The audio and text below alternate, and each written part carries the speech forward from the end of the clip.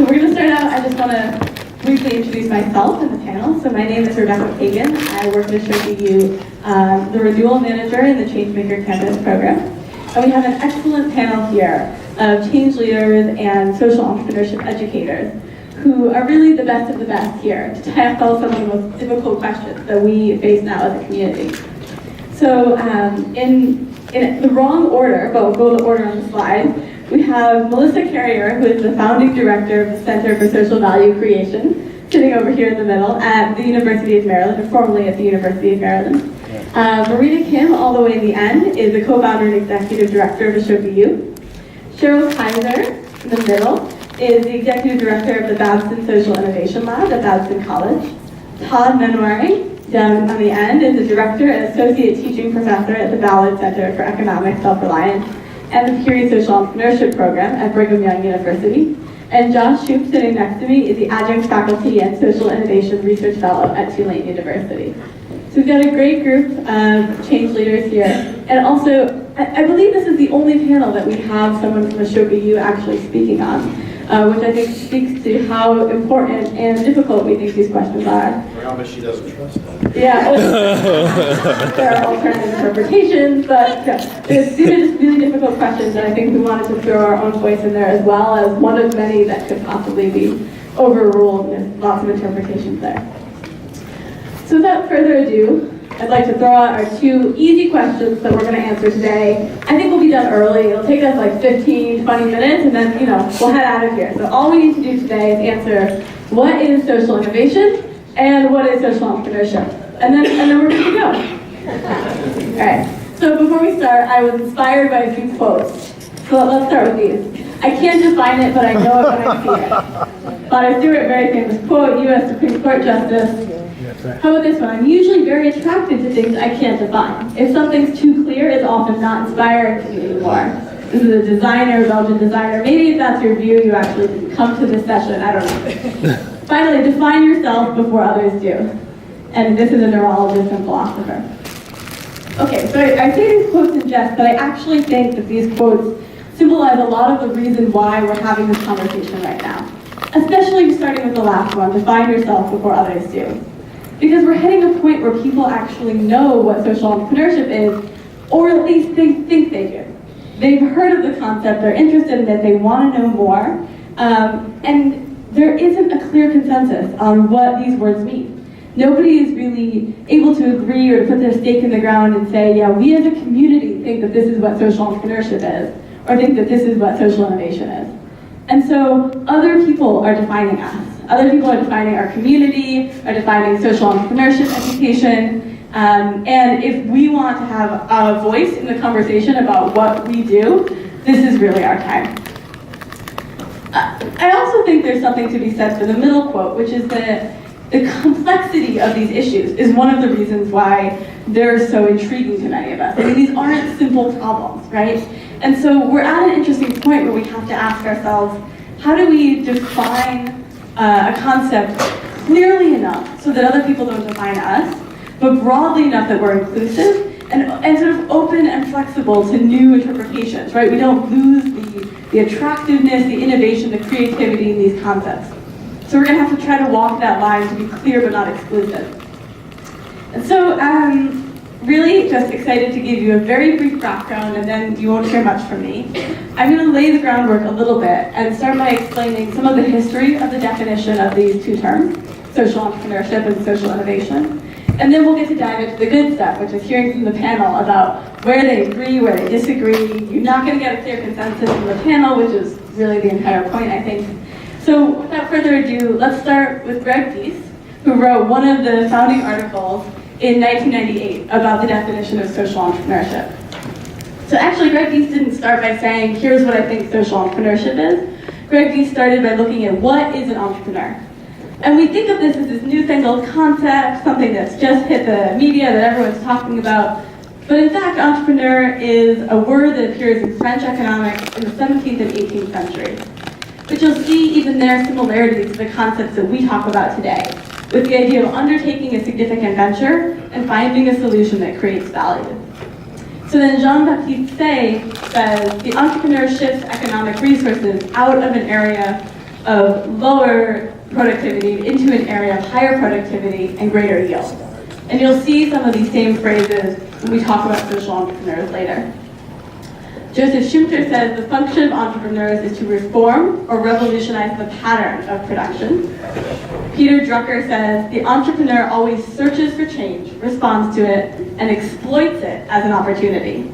Finally, you won't hear very many more names, don't worry. Howard Stevenson says the entrepreneur is defined by the pursuit of opportunity without regard to resources currently controlled.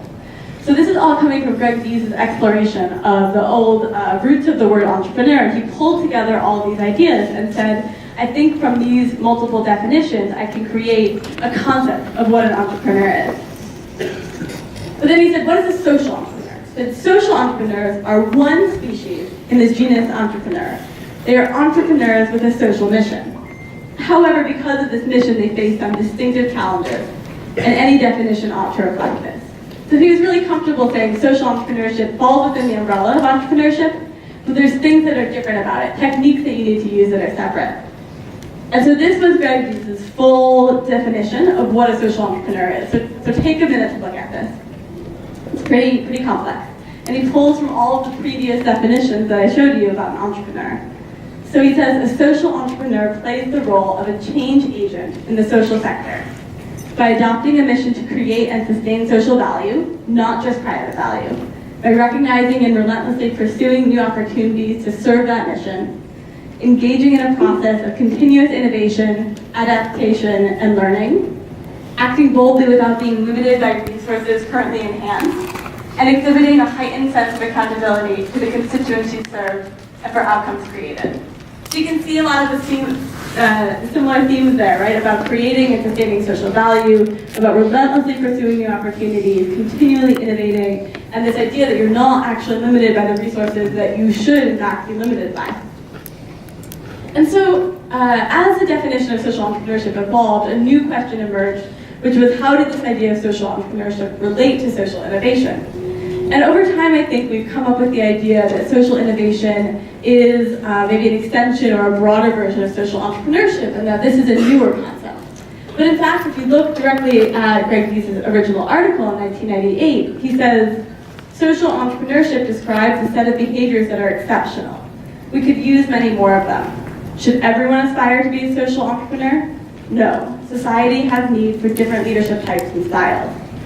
So he doesn't explicitly say what other similar types of leadership styles are related, but he makes the opening for a conversation about what other skills are related, but not specifically social entrepreneurship. So about a decade later, the other main paper, and I'll only talk about two, we're halfway done, that helps define these concepts is the Stanford Social Innovation Review. They published an article in 2008 about the definition of social innovation. And they started by looking at Greg Deese's definition of social entrepreneurship as well as a few others.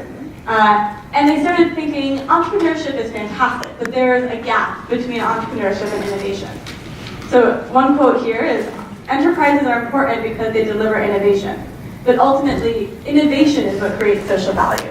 Innovation can emerge in places and from people outside the scope of social entrepreneurship and social enterprise. Unlike the term social entrepreneurship and social enterprise, social innovation transcends sectors, levels of analysis, and methods to discover the processes, the strategies, tactics, and theories of change that produce lasting impact. So you can see here a very clear idea that social innovation has more availability than social entrepreneurship. It's broader, it transcends sectors. And they go back and look at social entrepreneurship and say that's about the personal qualities, the boldness, the ambition, the persistence, the resourcefulness. Social enterprise is about organization. It's about income, about for-profit, about non-profit, about support. But they're looking for something broader than that, not just about the people or the organizational structures. And so that's where they land on social innovation. So note, we already have a few complicated questions here. What is entrepreneurship as it relates to social entrepreneurship? How does social entrepreneurship relate to social innovation? And here's another one. In 2003, Stanford Social Innovation Review says that social innovation is a process of inventing, securing support for, and implementing novel solutions to social needs and problems. But a few years later, they change their mind and they say social innovation is not actually a process, it's a solution. It's a novel solution to a social problem. So this is currently the Stanford Social Innovation Review's definition of social innovation, and it's probably one of the most widely quoted, widely accepted definitions of social innovation. That social innovation is a novel solution to a social problem that is more effective, efficient, sustainable, or just than existing solutions, and for which the value created accrues primarily to society as a whole, rather than private individuals. And the article goes on to talk about a few of the key characteristics. And so I think it's also important to look at the fact that there's effective, efficient, sustainable, or just, but you don't have to be all of them to be socially innovative. So we're going to pause there and stop with all the history and bring up to the present and say, clearly there are a bunch of questions out there about what social entrepreneurship is, what social innovation is, how they relate to each other, when something is a process as opposed to a solution or an outcome.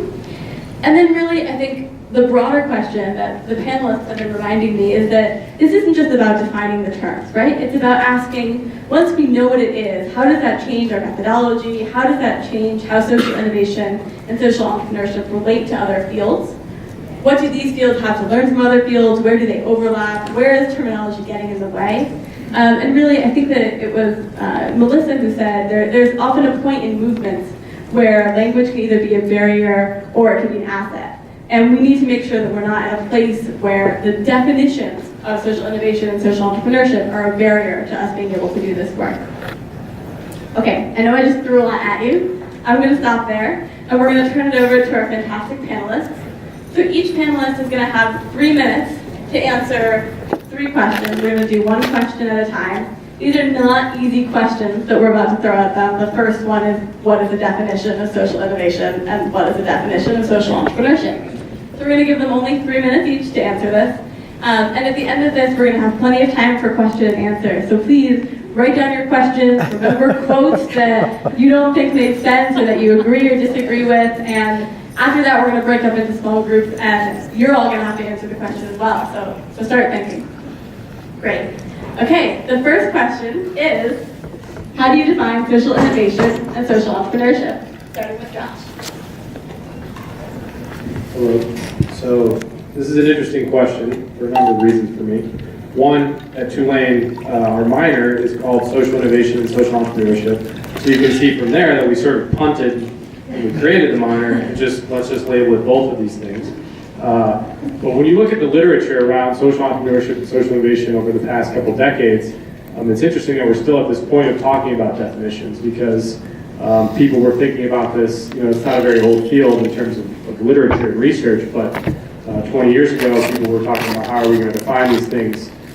Also interesting to see what disciplines the definitions are emerging from, and even just by looking at our panel here, I'm the lone representative of a scholar that's not in a business school. So at Tulane, our program is somewhat unique in that it's housed in the School of Architecture, while my background is not anything to do with architecture. I actually have a background in international development. So moving towards the definitions, I think the reason for really offering and providing clarity or seeking clarity is that we're running a risk of really everything getting piled underneath the same umbrella. So all of a sudden you're starting to see the word innovation labeled on top of anything out in the world that looks like it's creating some sort of social change. And on the other end, you see that everybody who's starting a nonprofit is now a social entrepreneur. So I think this is where definitions are actually really important for us to think about and apply more precisely. So I think in terms of how I define things, I tend as an instructor to use the definitions that we were just provided, in that Dee's in the Stanford Social Innovation Review Group 10, 15 years ago defined these things for us already. I think it's less certain to me when you start to look at in practice how things are playing out. So typically I would define them exactly how they were just laid out in those definitions. Also, I think it's interesting to look at how the field has evolved within the definitions, because initially it was very much, as the Dee's definition sort of speaks to, about the individual entrepreneur, sort of this heroic person who possesses unique qualities that can then recognize an opportunity in the social marketplace and introduce something that creates a change. And so that thing in which is being introduced is the social innovation. And so I think it's both a process and a vehicle that is then creating some type of change. Ultimately, for me, it's the social value that is produced as a result of the vehicle rather than the individual implementing it or the innovative process or outcome. So those are really the things that I look to more, and that's sort of where I'm coming from as having a background in international development. We're more concerned with the ends rather than the means, but the means are really important to consider, and I think that's what we're here to talk about today. I think I'm probably about close to 3 minutes, so yeah. Okay. Here's Melissa. Thank you. Hi everybody, as you know, I'm from the University of Maryland, and you heard our president speak this morning. Can anybody remember all the words that he used? Social innovation, I think I heard. I certainly heard social entrepreneurship. I heard change making, making a difference. So at the University of Maryland, given our size and scope and breadth of our work, we do use a lot of different words to describe it. And as we have been growing and evolving in our work as a Changemaker campus, we are coming back to a need to actually make more clarity around the definition. So what started for us is very broad and very inclusive. Over time, we are all recognizing that we need to start to narrow in a little bit more deeply into exactly what makes being a Changemaker campus distinct and special for us. I think I want to echo Josh's point that when the definitions get so broad, you create that immense tent that might include all socially beneficial activities, but it really disadvantages us to being able to articulate what it is that's so special or holds the promise for the work of social innovators and social entrepreneurs. And I think that's a really important point about why we want to have this discussion. For me as an educator in the classroom, I use the definitions that have been mentioned before. We use them in the classroom because those are the seminal pieces of work that have been put together thus far, and I think students are responsive to that. But on campus, when I'm out meeting with faculty across all of our disciplines, the words like entrepreneurship tend to conjure up, I'm just going to grab some that I saw on the board, exploit, economic activity, resource controls. These are things that many other disciplines are not as comfortable with as we are in a business school. So innovation becomes an important tool to bridge and connect and think about. As we think as a university about what's really going on, what are we trying to embed in our students and train our students, it's three key things. One, it's the ability to recognize opportunities to be a problem solver. It's to be aware of what's going on around you and be able to recognize when there's an opportunity to create the kind of things you want to see. Two, it's a set of mindset. It's a way of thinking, a set of principles about how you might approach that opportunity and to have the skills that you need to create that kind of change. And three, it's to really be focused on a new set of equilibrium, not simply to slightly improve the extant system, but to really think more strategically about what is the new view, what is the new innovation, what does the new equilibrium really look like. And so that is on our campus how we have thought about these definitions and how we have crafted and developed our programs across all of our colleges. Thank you. Cheryl Kaiser with Babson, and I agree with Deesa's definition as well. I think the only piece of it that Babson would say is a little different is rather than going beyond the resources you have at hand, we always talk about resources at hand. So because we are only a business school and we are a school of entrepreneurship, when I came to Babson, we had an endowed center called the Center for Social Entrepreneurship. And I will never forget being on a stage within the first week of my job, and I heard my president say at a large convening, I believe all entrepreneurship is social. So then I thought, well, what am I doing here with a separate social center? How are you defining it? And so I actually asked if I could go to the funder and change the name to Social Innovation, because I felt that if in fact the president in Babson believes that all entrepreneurship is social, how am I going to distinguish and what really will be the work of social entrepreneurs and social innovation? And because at Babson we start with a very, very simple belief of the way we see entrepreneurship. We talk about entrepreneurship of all kinds, not just in venture creation. We look at it as seeking opportunities to solve problems, and we talk about it in every context, not just in business. We look at it in government, we look at it in health, we look at it in a lot of different domains. But I haven't found definitions that useful when I'm trying to get the work done of the Lewis Institute. And it's taken me 5 years to work with our marketing team to even put together a brochure to help our internal stakeholders understand it. And I will, in a second, tell you how we see social innovation. But what's important is how people have a way in. Because no matter what I say to any faculty member, administrator, no matter what, they're going to say, oh, Cheryl Kaiser and her team, they do corporate social responsibility, they do philanthropy, they do nonprofit management, they do the do-good stuff. You know, once we're done making our profit, go see Cheryl. She's going to teach you how to be a social entrepreneur or create social value. So I will say that it is a journey. So after 5 years, I started to observe the people on our campus who were social entrepreneurs in the true definition and social innovators. And this is what I observed, that it is not about the what, it is about the who and the how. That I really believe real simply that social innovation, in the way that I've observed it, and again I said it's a process, I might change a year from now, but collectively what I have seen is a few things.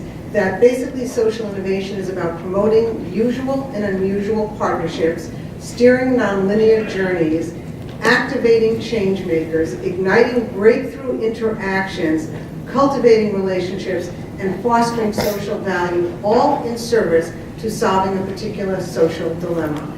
And so real simply, it is looking at unusual, usual suspects and then reconfiguring relationships. And when students say, well, what do you mean by that? I think Muhammad Yunus is a great example, because he really put groups of people together that seemingly would not have been together, and no other sector had thought about doing it sooner. The unbankable with financial institutions. So I think that it's evolving for us. Again, we use traditional definitions in my classroom as well, because that is a place to be located. But after we locate it, how do we actually activate people on campus? And these are the kinds of processes that we see people employing when they're doing this work.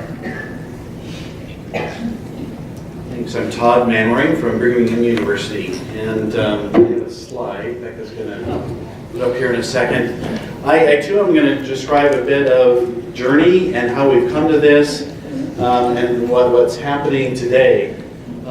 I run a center which is focused on economic self-reliance, helping families be more self-reliant, and a program, the Peary Social Entrepreneurship Program, which we are also trying to change the name currently to be a social innovation program. One of the struggles we found as we were trying to reach across campus is that students and faculty too easily turned on or off by viewing, am I an entrepreneur or not? And also by viewing the tendency to say, well, and I can't learn to become entrepreneurial. Our entrepreneurship center struggles with that same kind of connection. And so we quickly shifted and started talking about social innovation as a way to describe this field better. And so I wanted to share here is a perspective of how we've been sharing this across campus. This last academic year that ended in August, we had 950 students involved with us in a semester or longer program. That's about 1 in every 30 students at BYU. And what we've tried to share is in this social sphere, trying to change social issues, there's really 3 primary components. There are poor practices, there are current best practices, and there are the next new best practices. And obviously what we're interested in is seeing less of the poor, and we're wanting to see more practices that will help change these social issues. And that far right box is where we place social innovation. Social innovation is the place where next new best practices are created, whether it's a venture, whether it's a curriculum, whether it's getting more funding for an existing program in an innovative way. It's bringing about a new practice that increases the impact of what's going on.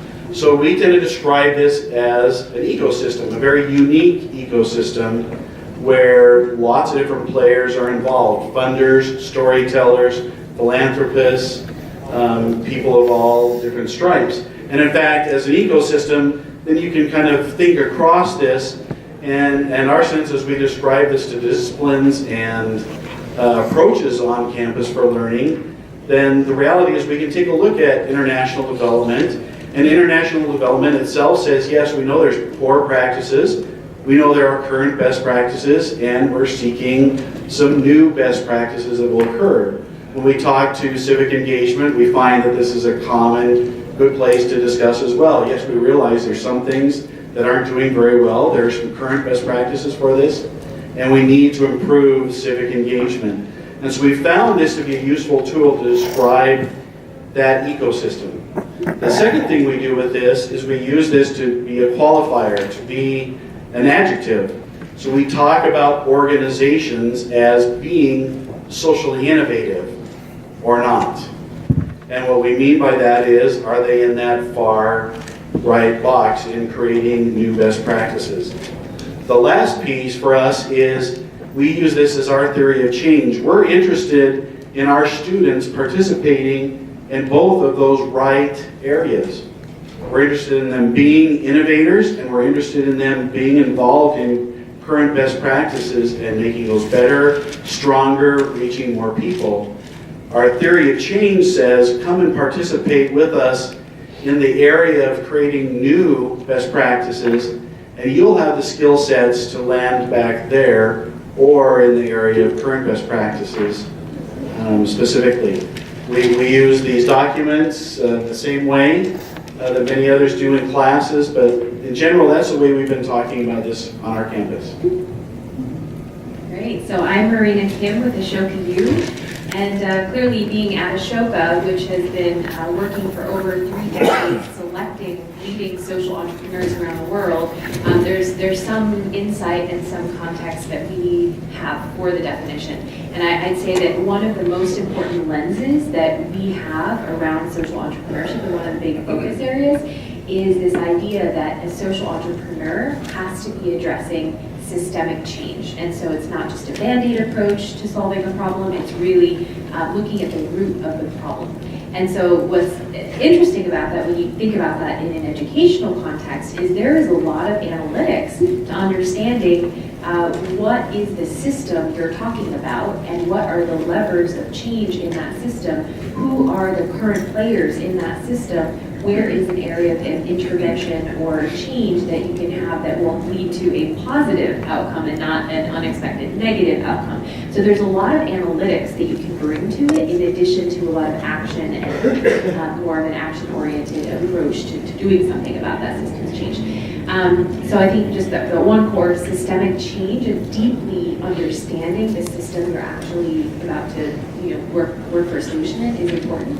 And even when we look at selecting Ashoka Fellows, if someone has gotten involved in a particular issue area, if they've been studying it for 3 months, that's not sufficient depth. And so we really look for a deep understanding, not just a superficial understanding.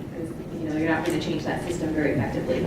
But what I would say is that over the past decade, in addition to that orientation around systemic change, there's been an increasing sense that the idea of social entrepreneurship is potentially elitist. Not very many people self-identify as an entrepreneur, especially the more there are amazing role models out there, the Mark Zuckerbergs or the Steve Jobs, they become even more aspirational and even more unattainable. So what does that mean for students, and what does that mean for everyone? And so one of the biggest trends I think that's shifting, and we've started to see it here, is that the terminology is increasingly going, and I'll say a little bit in the United States in particular, from social entrepreneurship to social innovation. And so names are changing here. This is something we're seeing because it appears to be more inclusive from a student perspective. And when you think about the increasing number of roles, a focus on teams and the types of organizational cultures that you need to have. So a lot of the areas of social innovation we're looking at are how do you innovate industries, how do you innovate in sectors, how do you innovate in government, in higher education, and business. And so I think there's more and more opportunity to think about impact when you broaden it from an individual perspective and also from okay, very strict on time. One final point, just to say, is that AshokaU did a census, a global census of over 200 educational institutions last summer to ask them what terminology they used to describe their work in this space. In the United States, it was increasing the split between social innovation and social entrepreneurship. Outside of the United States, it was more than 90% social entrepreneurship. So it's fascinating that the diffusion of the language is interesting. It started, a decade ago with the work of Greg Dees and Duke and all these other places where it started. That is starting to spread globally, and as it's so it's also the diffusion of the language will be interesting to follow over the next decade.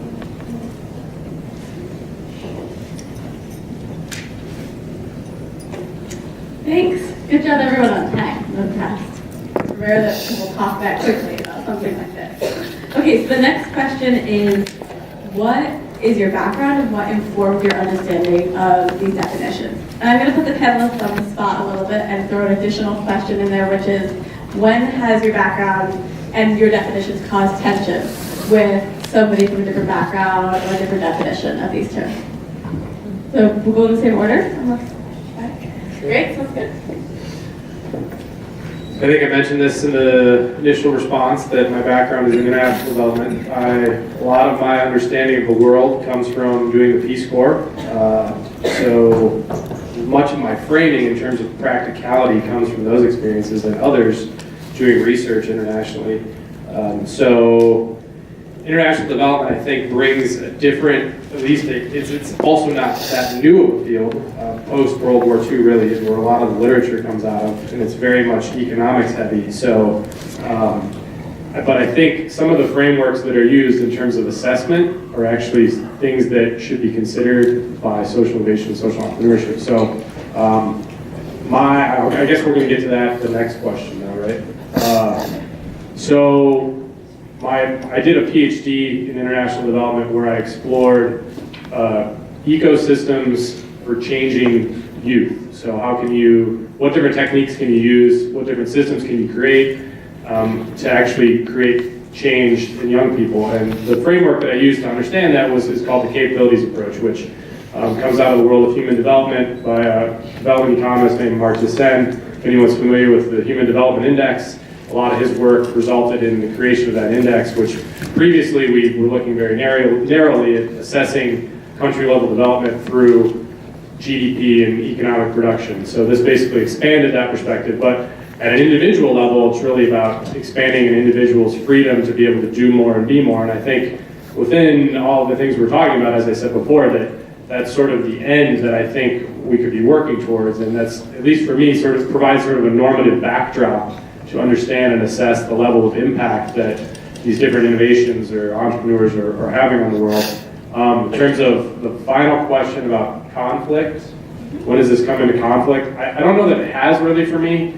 I think a lot of times it's about clarity and just understanding where an individual is coming from. I think a lot of your discipline frames how you understand the world, and so as I just explained, the development background certainly has that for me.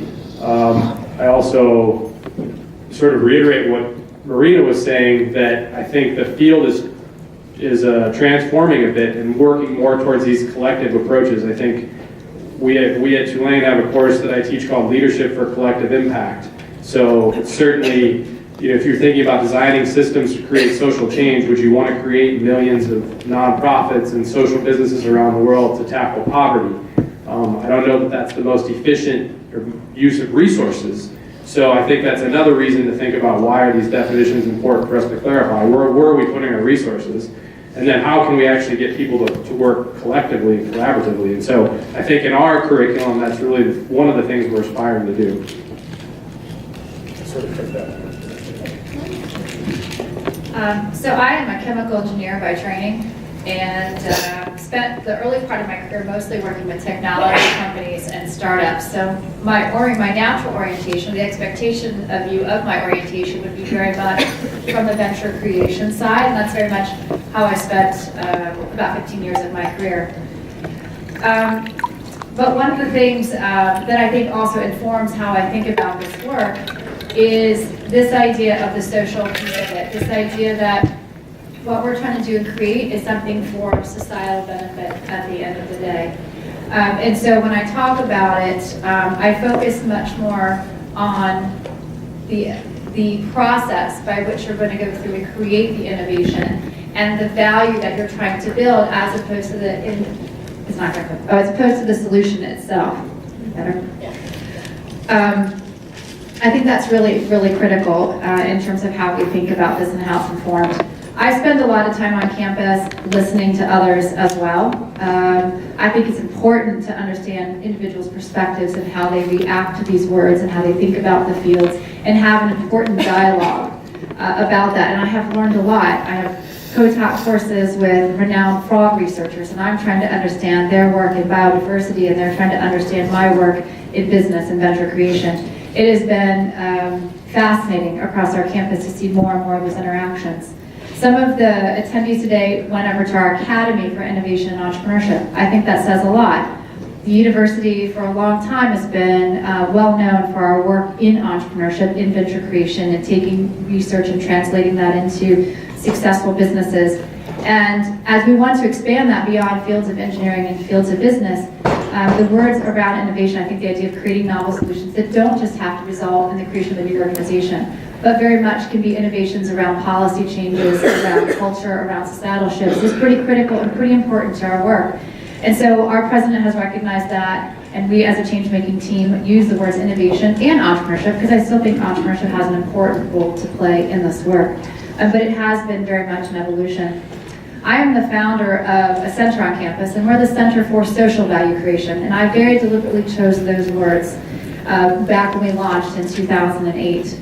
I read all the papers, I looked at all the models that were on existing universities, and what I found was most universities had a very siloed approach to this work. There was either a Center for Social Entrepreneurship, which was very much about an individual creating a new venture for social change, or there would be a center on civic engagement or a center on nonprofit leadership. I found very little evidence a decade ago of organizations on campuses trying to blend these models together in the pursuit of value and change at the end of the day.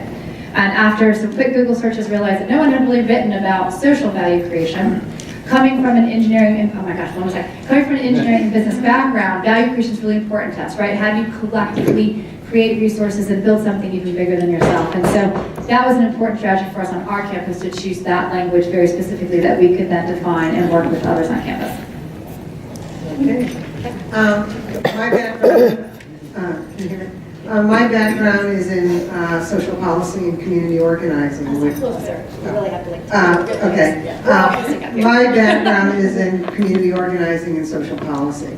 And I've worked in politics, I've worked in government, I've worked in the private sector, but where I'm most comfortable and where I've spent most of my life is at the intersection at centers and universities, because I find they're a very powerful voice to be able to translate between the inside and the out. Prior to coming to Clarkson College, I was the managing director of the Boston College Center for Corporate Citizenship, and was privileged to spend about 15 years helping build the field of corporate social responsibility. That being said, that's probably the one downside of going to BAPS around social innovation, because everybody thinks social innovation and corporate and social entrepreneurship is corporate social responsibility, particularly in a business school. So what I bring and what has been powerful in my orientation is two things. Being in a school that has a very defined pedagogy called entrepreneurial thought and action, and the whole notion that you really do accelerate your impact, social and economic impact, when you work through relationships, that everyone's needs are better met when served in community, and relationships are a big part of that. So that is an influence, because that's how community organizers and people who change social policy get things done. You get it done through people. But again, that being said, it tends to be a little bit of an inhibitor at times. If I could, I would change our name to the Institute for Social Value Creation, because for me, that's exactly what it is. And so I created a course, which was a journey, because and I'm not an academic. I'm actually an accidental academic. I teach a course because there needed to be a course on social value creation, and I used all the relationships in the corporate sector I knew that I thought were social innovators. They created the content, the students interviewed them, similar to Inside the Actors Studio. They designed their line of inquiry, and we wrote a book called Social Value Creation. And so it is a journey, but I was able to use the voices of other people who were doing it in different contexts to be able to show our students what to do. So again, I think that coming from a world where I was seen as somebody driving corporate social responsibility was really to my detriment. It would have been easier for me to come from a very different world because they can't get that out of their mind. But social value creation at the end of the day, economic and social value creation, whether it's a social enterprise, a for-profit, not-for-profit, is really where we try to focus. For me, this is really about, it's about overlaps, it's about intersections, it's about fitting in the middle, it's about the gaps. I'm formally trained as a computer scientist, never worked in the field. Formally trained in organizational behavior, never formally worked in that field. Recently have been spending time learning about design and creativity. And so for me, it's all about trying to find the links and the overlaps and the connections. And as I describe this work to students and then also to faculty and administration, I help them think through that we're too siloed in many ways, and what we really need is to find those overlaps and those interconnections, and then in many ways that's where we're going to find more success, we're going to find more value being created, we're going to be ultimately more impactful in what we're doing. Also, about 15 years ago I co-founded an organization called Unitas.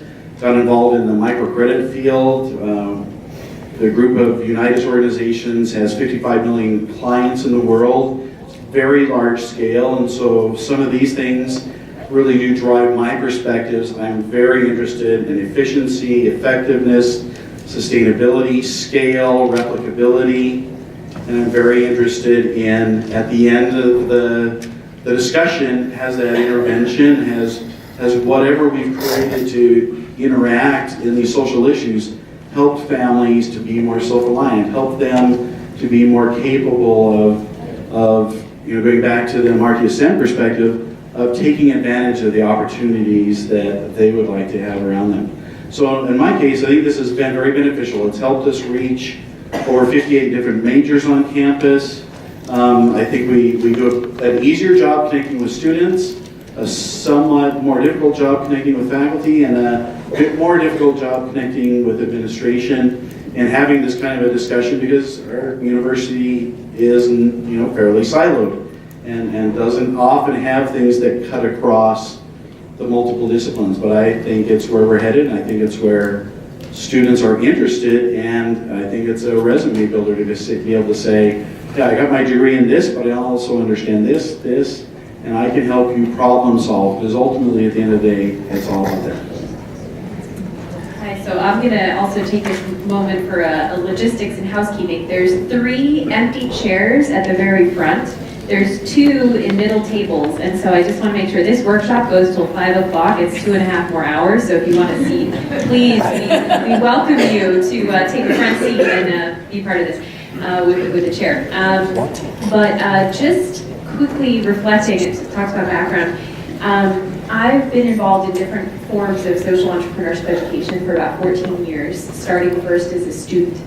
And reflecting, so that I have 2 quick stories I wanted to share that were aha moments for me. And I'm probably jumping ahead to the 3rd question, but I'll figure out how to bring it back. But I think, when you're a student, all I remember was the first time, my first week of freshman year, I saw a social entrepreneur speak, and I just fell in love. I heard the story of the ups and downs, the impact, the passion, and what resonated with me was this identity of someone who wanted to dedicate many years to work on a very hard social issue, and despite it maybe not having all the financial rewards, not even always having all the psychic rewards for the amount of effort put in, there was just such a sense of meaningfulness that you were living aligned with your values. And that, I think, is what a lot of students these days they're really looking for. They would love to align their academic work and their professional life post-college with their values. And so for me, social entrepreneurship was the first time I could see a viable career path that aligned a lot of the values I had and was hoping to find when I got to college. However, the downside is that I got so enamored with social entrepreneurship that I saw it really through rose-colored glasses. It became my life, it became my obsession. I helped everyone at college get involved in social entrepreneurship. Students, faculty got really involved in student leadership. And for me, the fact that I found something that I hadn't found before, that I found it, was so inspiring that I probably wasn't as critical as I should have been.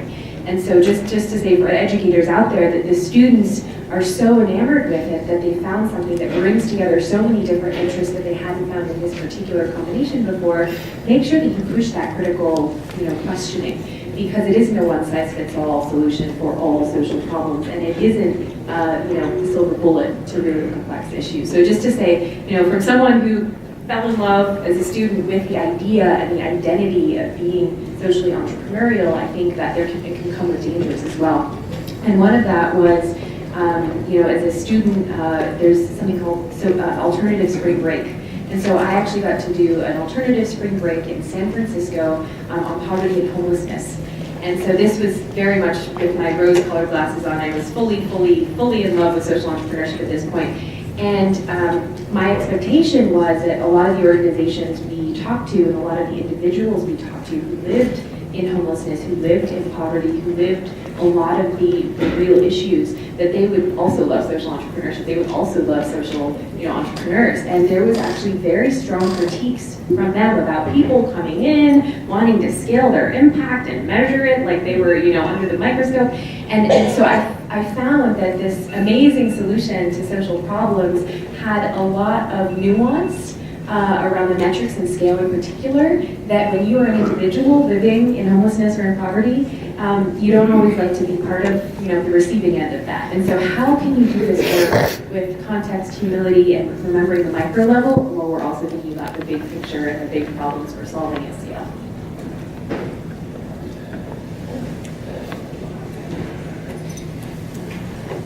Great, thanks. So we've got one last question that we're going to hear from the panelists on, and then we're going to open it up to all of you for questions. So the final question for our panelists is, we're going to try to keep it really focused, okay? If you could pick one thing that related fields could learn from social innovation, and one thing that social innovation could learn from related fields, what would it be? So examples are civic engagement, design thinking, social justice, service learning, sustainability, traditional entrepreneurship. I mean, we just mentioned corporate social responsibility, creativity, experiential learning. I think there's lots of them. We'll just hear one. What is your top pick that social innovation could learn from other fields and that social innovation could teach other fields? So I kind of mentioned what I thought about in the last answer, I suppose, but what I think social innovation can be learning from the field of international development. I also think there's other disciplines out there that you can incorporate. We talk a lot about power dynamics and cultural immersion in our program, and so how can you pull out of the histories of social justice and sociology and civic engagement starts to kind of spill into those areas. So I think the bounds are often blurry, but I think there's room to be pulling in thinking from those fields in terms of going the other way, how other fields can learn, what other fields can learn from social innovation. I think it's the mindsets that we're trying to pass off to our students, specifically that, in my view, that it's both an inward and outward thing. I think oftentimes it's looked at as we are here in a place to change everything else around us, and it's not often, you really need to look at yourself and what is your role in that process. How can you change inwardly before you can then go out and tell other people what they need to be doing differently? And so I think that's something that I really try to strive for in what I teach my students. I think it varies depending on the goals of the programming. We're having some conversations lately about launching a major, and so some of our students are involved in those conversations and asking for more content related to launching social ventures. So what are the different skills, both hard and soft skills, that students need when they're coming out of our programs? And is that up to us as the Social Innovation and Design Thinking program at Tulane to be teaching students all of these different things? I think if you look at education as a whole right now, there's a heavy emphasis on soft skills from pre-K students all the way up to college students. And even if you look at what employers are looking for when students leave universities, soft skills are often cited as the things that students lack when they get out into the world. So I think what we can be doing in informing other disciplines relates to that mindset. And so I think what I would like to hear more about from you all is what types of experiences do we need to create to convey that and to communicate that to our students? And then also, how do you build content around that? I think we're doing that already, but I think I'd like to hear what other people think. One of the things that I always say to my colleagues who are teaching traditional entrepreneurship is you think it's hard to start a business venture, try creating a social one. And in particular, try to create social change. So on top of all the challenges you might have building an organization or creating a new venture, putting a social dynamic to it where there's many, many more critical stakeholders is pretty challenging. So I would say one of the things that the field of social innovation, social entrepreneurship can learn would be from those of social scientists and anthropologists, those who have the tools and the profession of study to understand communities and how they operate and how they function. I think that is really critical to go in and be a part of those communities to create change as opposed to helicoptering with the solution already in your mind. I think that's really critical for our students because sometimes they tend to focus straight to the solution without really understanding the needs, the wants, the wishes of a community, thinking that we know better. So I think that's the one thing I would say on that front. On the flip side, I think other related fields of creating societal benefit, social change, I think could benefit from two things. One is understanding change management.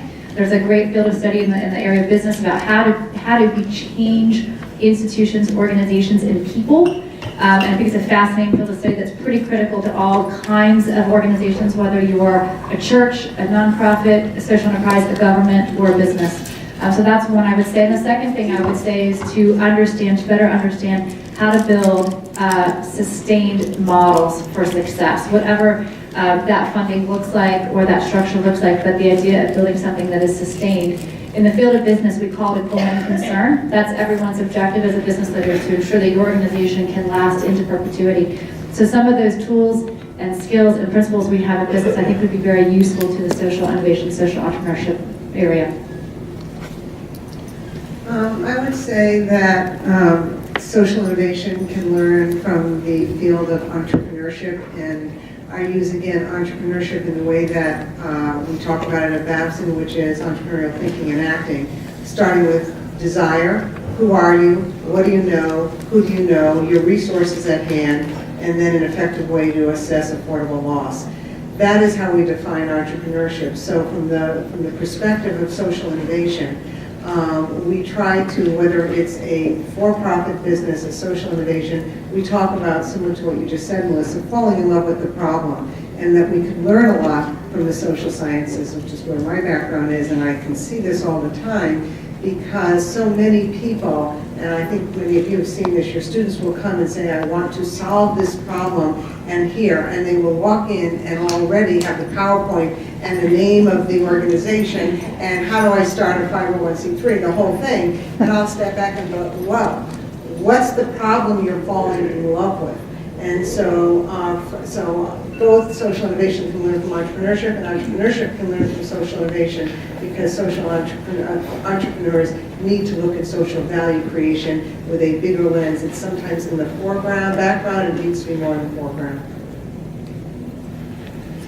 I'm going to provide my answer with an article we were hoping to provide each one of you, and maybe Rebecca can tell us if they found this article, or maybe it'll be out of the desk soon. There's a recent Chronicle of Higher Education piece done February, Innovation Alone Won't Fix Social Problems. It's a great critique of our field. And I found it quite interesting because there are some, I think a critique says, well, there's somebody who wants to critique you, that's a good thing, right? And also, I think there are things in here that we do incorrectly. One of the things it points out is there's a tendency, even with all the training and the way we discuss this, my sense is this is how most of us discuss this, that students or even faculty tend to browbeat one another. If you're not a social innovator, you're not doing the right thing, right? There's a bit of a browbeating kind of notion. There is also a sense, quite often, I think that we do think of innovation very quickly as being a thing, instead of being a solution to whatever that problem might be. And I think it helps to remember, and Ashoka points this out, social innovation precedes all of us. Social entrepreneurship precedes all of us. All of these different fields that we need to interact with and want to interact with have been doing social innovation for centuries. What we're really doing is we're trying to help them understand this framework so that we can work together collectively and really find a way to, improve and enhance and create more social good. I do think this critique is off base in many perspectives because my sense is innovation is needed. They describe how, well, there's a struggle with funding, there's a struggle with support, there's a struggle with distribution. We might have programs that are working very well and are well understood and we just need more of it, and my response would be that's what social innovation would help out with. Social innovation would help out with how do we get that existing program more funding, more support, or whatever it would need to do to be more scalable, replicable, whatever that might be. So at the end of the day, I think my answer to this question is, in some ways, it's almost social innovation plus. We have to always be talking about this is social innovation with you and your discipline, your skill set, your knowledge. And so for me, it's all about interconnectedness. So this article is actually very timely. I want to thank some colleagues from Duke who invited me and some other practitioners from social innovation. It was an event at Duke hosted in large part by the Office of Civic Engagement and in partnership with the social innovation collaborators there. And it was a day-long dialogue asking the question, what can civic engagement and community engagement learn from social innovation, and what can social innovation learn from civic engagement? And it was absolutely fascinating, and they gave us a heads up that this critical article would come out about a week after that, and so we were looking out for it in anticipation. But one of the insights I heard from this day-long dialogue was a gentleman who's been in this space for many decades, particularly in community engagement, and he said the biggest critique he had of social innovation is that young students with the best of intentions go out there, and it's interesting that President Lowe used the same word today, with infinite chutzpah. So they go out there with the assumption that they know the answer. They go out there with an intention to solve the problem. And so his caveat or recommendation is, how can we educate students to have this chutzpah, but have it be tempered by humility? And so I actually completely agree. We don't want to kill the chutzpah, but we don't want this potential arrogance or potential, thinking that this answer is so simple and clear when really it's much more complex. And there are people who have been doing this work for many, many, many years. And so how can we give due respect to the complexity of the problem, but due respect to the people who've been doing the work for many years, and this might be month 4 of you trying to understand the problem. And so I think there's humility. So whether it's from community engagement, which is where this particular critique came from, or wherever the related field is, I do think that what we hope for as educators is to give students the tools and the skills and the confidence to have this chutzpah, to not just think about problems and solutions, but do something, but really have it in the context of being humble, that there are people who came before you, there were methodologies of social change that came before you, there are many ways to have impact, and how do you learn from all those different wise methodologies and wise minds. And so speaking of wisdom of the ages, my final one thing that we can learn from another field is thinking about art, and that historically, how did artists back in Michelangelo? And so one thing I'd love to also say is, how do we bring back the art of apprenticeship? Whether it's apprenticing in a certain social issue before you come up with your world-changing idea, or apprenticing with a leading social entrepreneur. And I was very lucky in the early days of AshokaU, we had Ashoka fellow Jane Liu, who kind of came in and be apprenticed with her, and she helped us kind of grow AshokaU to what it's become now. So I'm full advocate for apprenticeship and humility, along with the chutzpah.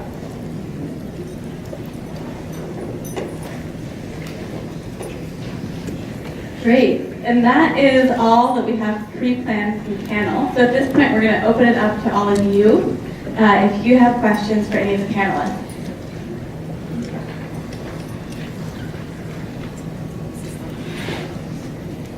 Thank you so much for sharing all of your thoughts. My name is Melanie from the George Washington University. I run the GW Upstart Social Innovation Lab.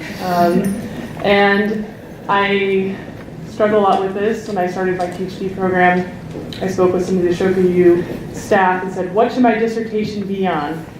Since I knew I wanted to be on social entrepreneurship, and they suggested the difference between service learning and social entrepreneurship. We'll say that I chose not to pursue that simply because my advisor had done a dissertation on the distinctions between transdisciplinarity, interdisciplinarity.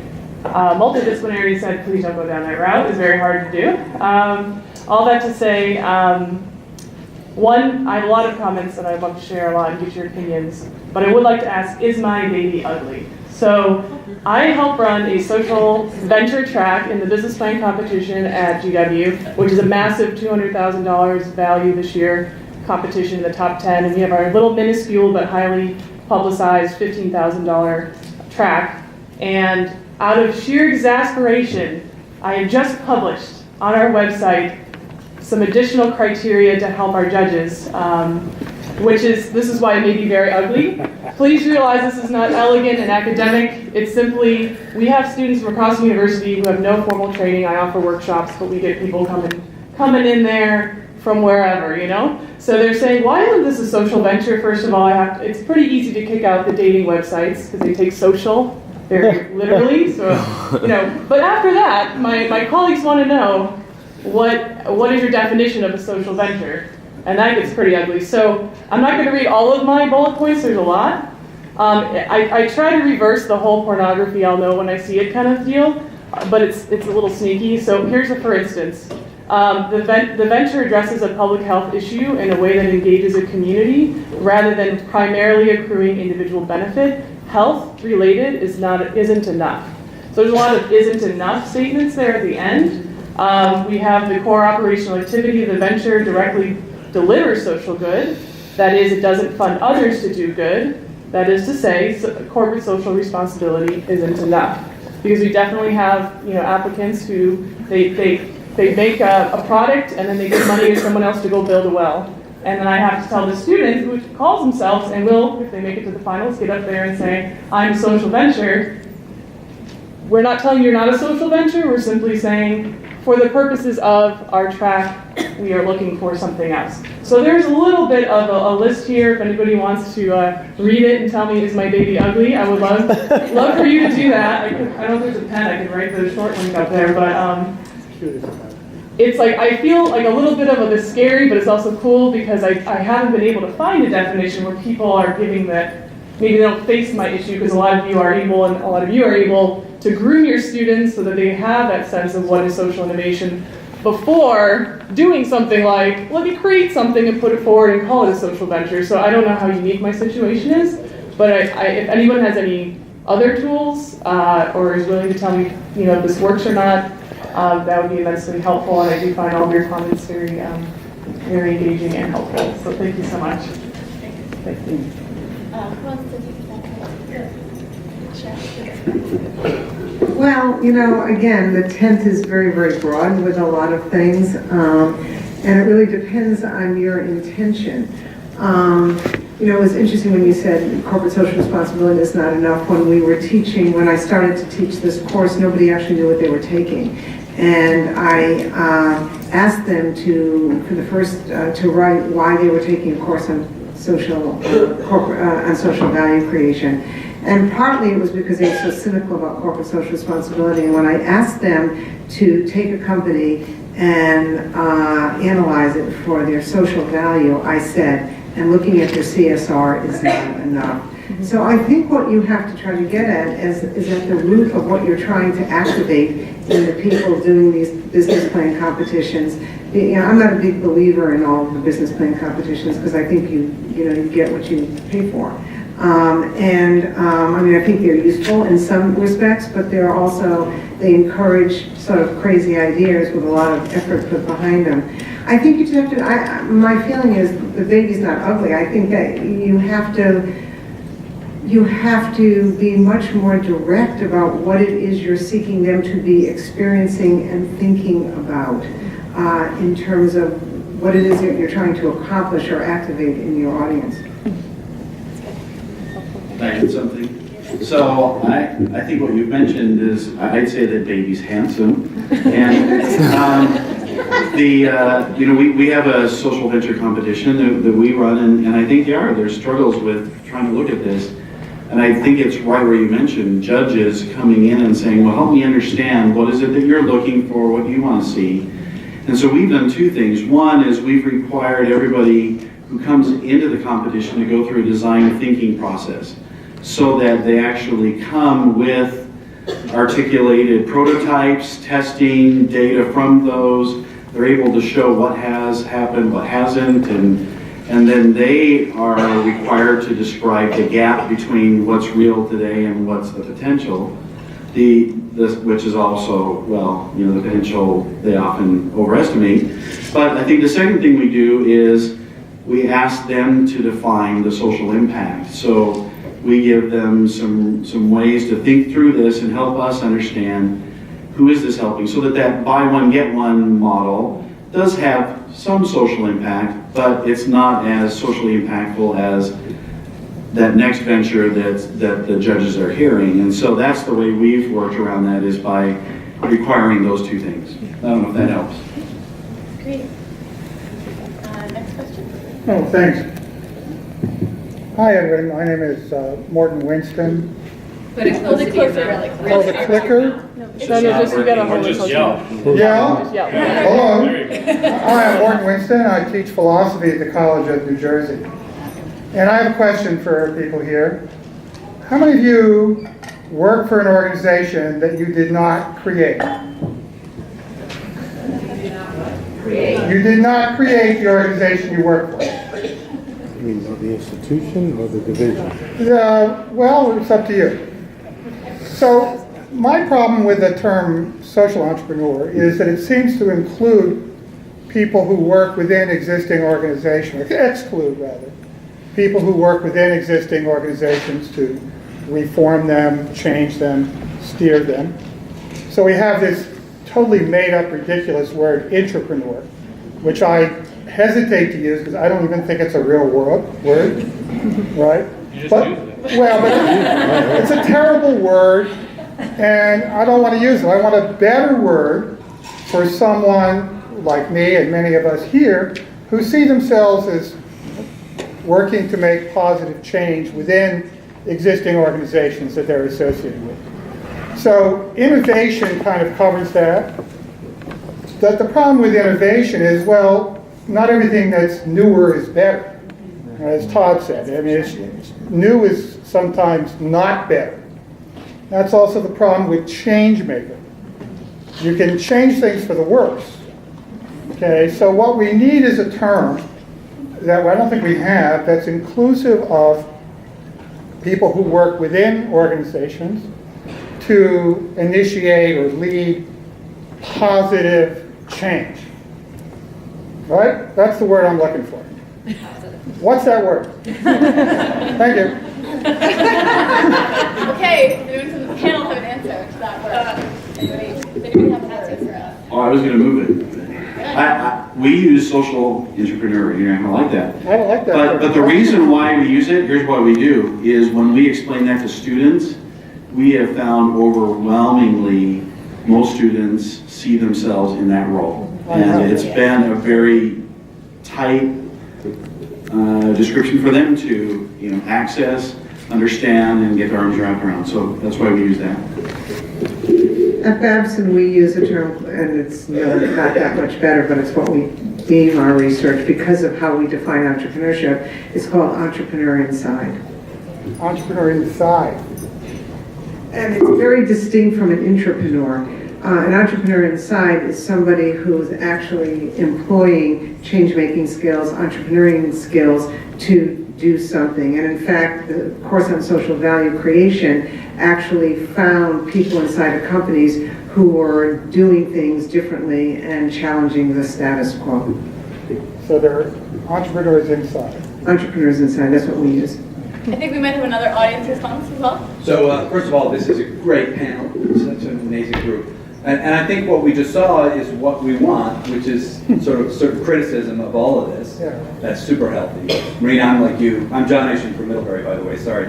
You know, my rose-colored glasses have come off, which is exactly what one would expect. But my premise to this question, my answer is there is no such word. Yeah. Because every term, and this is an important point, every term has its problems. Yeah. Words are contested concepts. Now, the good news of that point is that you on your campus, as we have on our campus, as everybody knows, comes up with and tests and tries and struggles with the words that may or may not work on our particular campuses. And that's the way it should be. So there is no magic term. The one thing I'll say, and I've shared this with folks in this room, I think social entrepreneurship, and I'm sure the same is true for social innovation, is here to stay, just as social capital from the 80s sort of got out there is here to stay, because these are useful terms. It's not that they're perfect terms, but instead of social capital having to say networks and norms that facilitate collective action, I can just say social capital.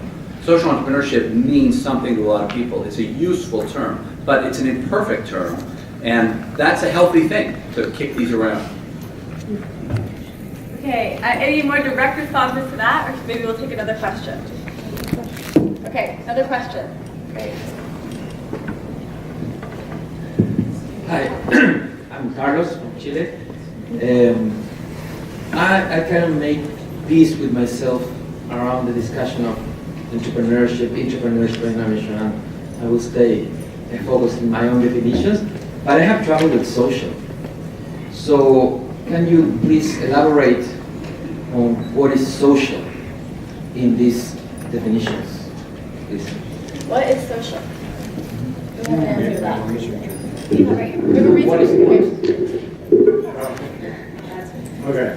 I think it means different things in different places. Context is really important. Sociologists have been exploring this term for a lot longer than we have. So I think in terms of our purposes, it becomes about the value that is created and who is receiving the value, at least theoretically. So you can distinguish between private and social value, that private value returns to an individual, whereas social value returns to society. Who is that good for? I mean, those are, maybe we could ask our philosopher friend to enlighten us on the overall good of those things, but I think generally, I mean, that's how I interpret it, and obviously it's a lot more complex than that to talk about value returning to society and who the value is for. But there are metrics in which you can look at that. Some of those are also subjective. So I guess that's my stat at it. Yeah, I think that's right. I think it has a lot to do with defining what the collective good is.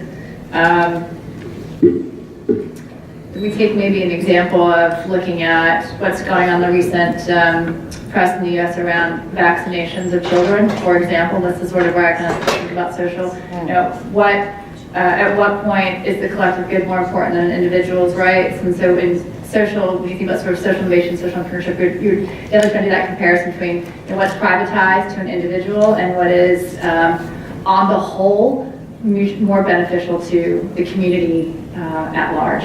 You guys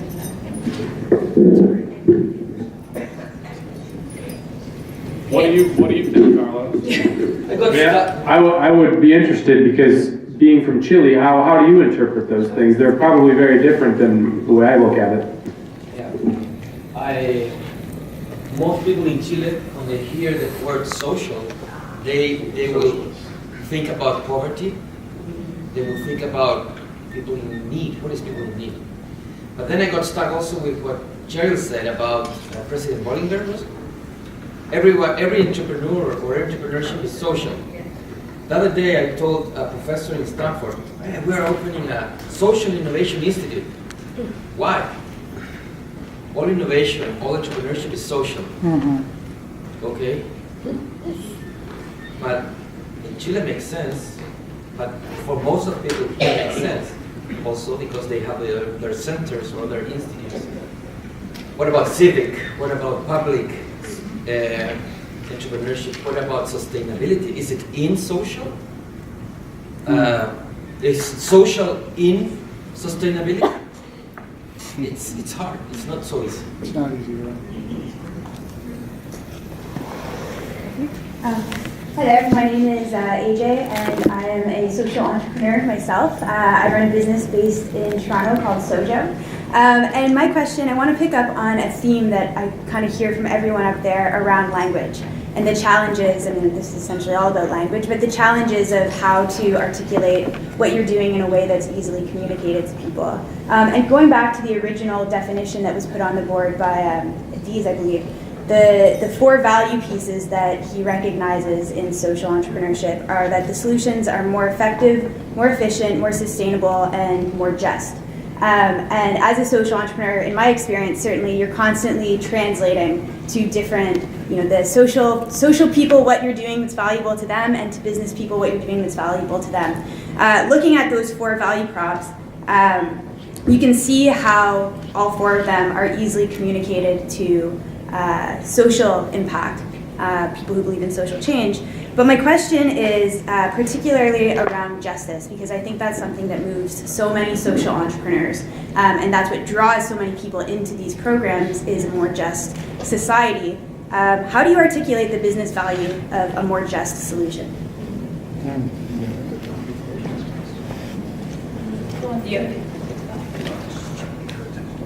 Who wants to start with this question? Could you repeat the question? All of it?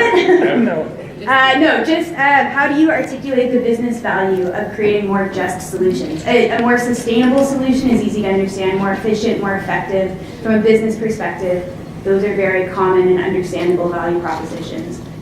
You don't hear businesses talk about more socially just solutions as being valuable for business. So in the business context. Still not what you don't know. That's a good thought too. One thought is, and I'm going to draw back to our conversation around all entrepreneurship is social, which is what we do here, still here. It has a lot to do with what I understand is, the benefits that, for example, the capitalist system has brought to much of the world, but not all of the world, right? So the ability to live longer, to have more disposable income, to educate, your children and make choices in a way you hadn't been able to. That's been many of the benefits of entrepreneurship, but it hasn't been equally distributed, which is where the social justice piece comes in, right? That it hasn't benefited all people, not even equally, but very disparate, and it's, and increasingly maybe perhaps there's more income inequality. Josh mentioned something about maybe workers' rights is perhaps another initiative, and so when you think about any kind of organization, right, that you can't just look at what that they do, what they produce, and I mean that's not just business creating widgets, but also nonprofits, but how they do what they do, and is it actually elevating a community to make that community better? Are the people, or we could get like happiness indexes, for example, right? Are there other measurements that we might choose besides economic measurements that would allow us to know whether or not we're having more just and fair society? Are people, for example, happier, they have more time with their families?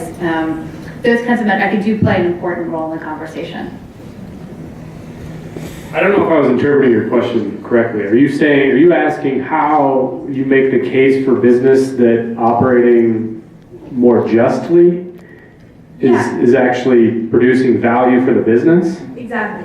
So I think workers' rights is, this is Henry Ford with what he was trying to do in increasing wages and offering people the more buying power so that he could sell them more cars. That it might not be ethical, but that's the position that he was coming from, and then it elevated the status of his workers, and there's justice in that.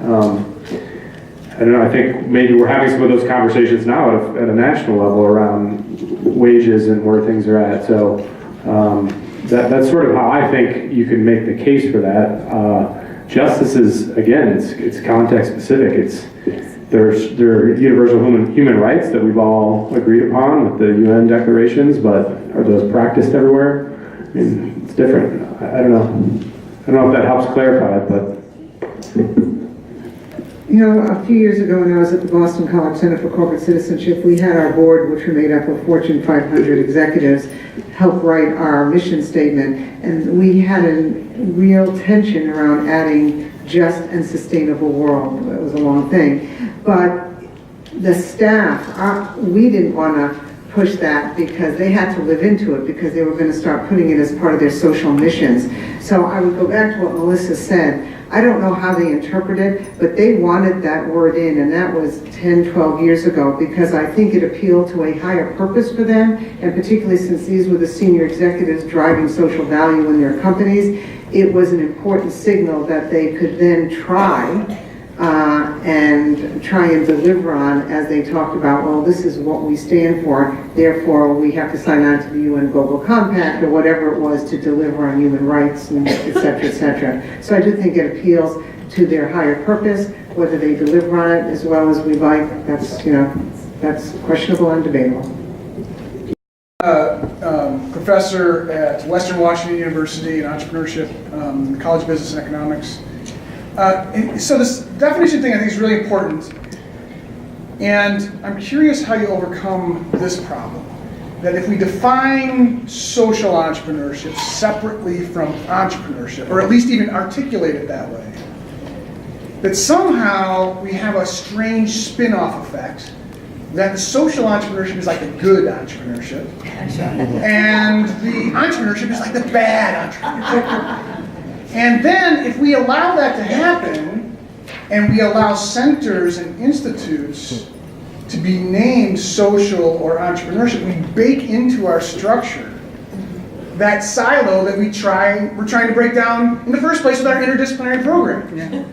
And so I'm wondering if you had, what your reactions are to that, and if you're experiencing that, and might we be better off to just go back to a higher level entrepreneurship and innovation thing, and then let all the students come into the classroom and deal with it then, rather than try, as our wonderful administrative selves do it all up front, and then the students say, well, that's not me, this is me. I love that question. I also love my Apple, iPad, iPod, iTouches. So I'm a big fan of traditional entrepreneurship. At University of Maryland, that's why we created an Academy for Innovation and Entrepreneurship as our home-based platform in the Provost and President's Office, precisely to do that. And then as a hub and spoke model, then coordinating pieces in there.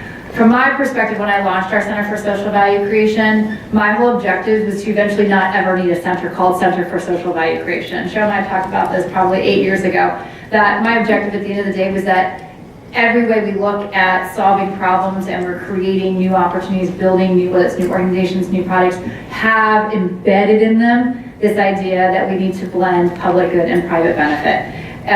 So that may or may never come to fruition, I don't know, but I think the idea of what you're saying is important. On our campus, what we do is work with our student entrepreneurs, being very specific here, but student entrepreneurs to help them understand ways they incorporate perhaps sustainability practices, best employee practices, trade, et cetera, so that they can become a better institution in terms of business and capital markets. It's a very narrow response, but that's an important part of how they think about whatever widget that they're building and how we educate them. So our team that has more expertise in creating community-based solutions are working with our more traditional entrepreneurship staff and faculty to help educate them on ways they can bring that into their classroom.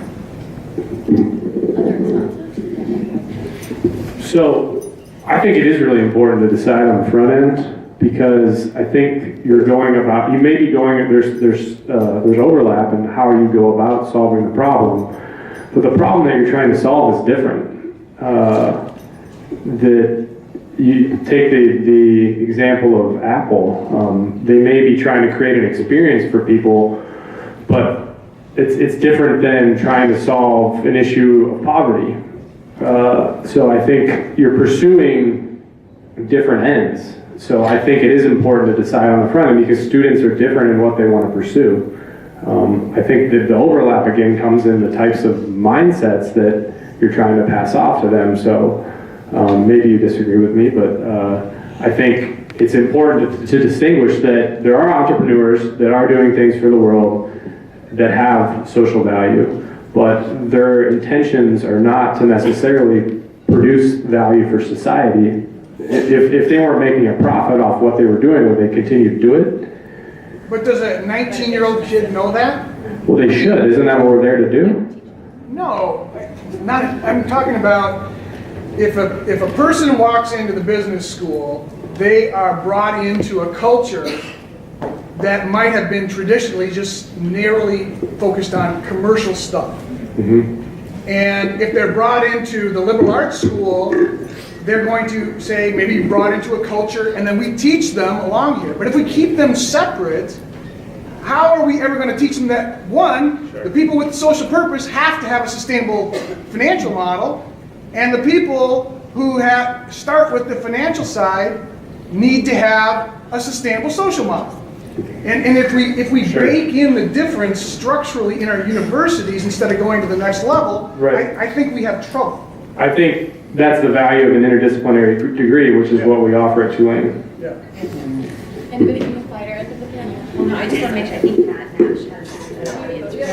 Oh, we got two audience responses. Okay. Right. Hi, good afternoon. Deborah McPhee, Fordham University. I come out of a social work and a business perspective, but I'm not at all sure whether I'm thrilled that so many people are in the conversation of social change and community change, or dismayed that there's so few social workers at the table having this conversation. And I'm less concerned about the definition than I am about what we're teaching and where we're gathering that curriculum for those skills and why we're teaching it and what we're sending young people and how we're out into the world and out into these communities to do. You know, social work comes from a long history of 150 years of being what we thought were original change makers around social, economic, and political justice.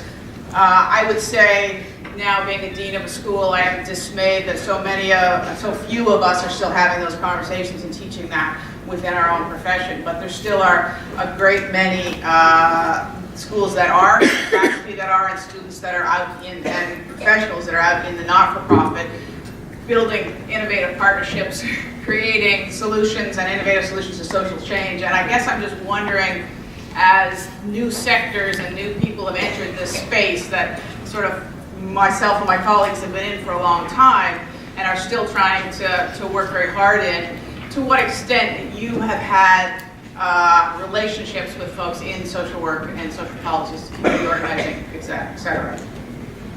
Before we have the panel respond to that, was there a direct comment to the earlier question? So we'll come back to the social work question in a minute. Yeah, so I just thought it was tempting to respond. So my name is Matt Nash. I've been working with Greg Dees for 10 years before he passed, and I thought I could represent how he might respond to your question.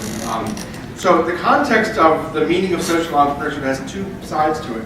One is he was trying to define a community of practice, but he was also trying to define a community of inquiry. And so for him, locating social entrepreneurship within the genus of entrepreneurship was an attempt to invite in other disciplines to see entrepreneurship, the whole theory. That's why he traces through the various theories of entrepreneurship. Invite in other disciplines to see, can we apply what we've learned in the field of entrepreneurship to achieving social change. So he was trying to make an invitation into academics to start applying their disciplines in this field. And so he wasn't simply trying to separate a social entrepreneur from others. So I think that's a kind of an important thing. Ironically, our university-wide stuff is housed within our innovation and entrepreneurship. The other thing I think he would say is that there's a fear that if you locate things solely within kind of the entrepreneurship community, it either gets housed solely within the business schools, which is a real problem on our campuses that I think speaks to what you're saying, and also that when you tend to delegate it just to the entrepreneurship faculty, they forget all the interesting nuances of social entrepreneurship. You know, Sally Osberg, the president of the Skull Foundation, likes to say that the social entrepreneur is the entrepreneur, as Ginger Rogers is the Fred Astaire. She has to do everything he has to do, but backwards and in high heels. So there's all the things of complex stakeholder systems and metrics and business models and efficient capital markets as well. So I think he would align with a lot of your thinking, but lay out the fact that there was a need for an academic community of inquiry to move the inquiry forward. That's what he would say. Great, and then we have one more on that. Oh, you want to go ahead? Maybe Wayne will talk first and then we'll go. You can talk while she's coming. I was just going to say, you know, I think it's very contextual, just like we heard before. And perhaps at Western Washington, this is something that makes perfect sense. I would love to have that interconnectedness. The sister center at my university, the Center for Entrepreneurship, is blatantly about IPOs, and you know, so I can't get their interest in this area. So for me, then it's a way to say, yeah, this is about being deliberate in this space. But I think what you're mentioning would be an ideal. I think it'd be great if we could get more of that kind of collaboration. But you know, so your context, I think, may be different than someone else's, and many centers of social entrepreneurship are housed inside an entrepreneurship center. So I think it does vary.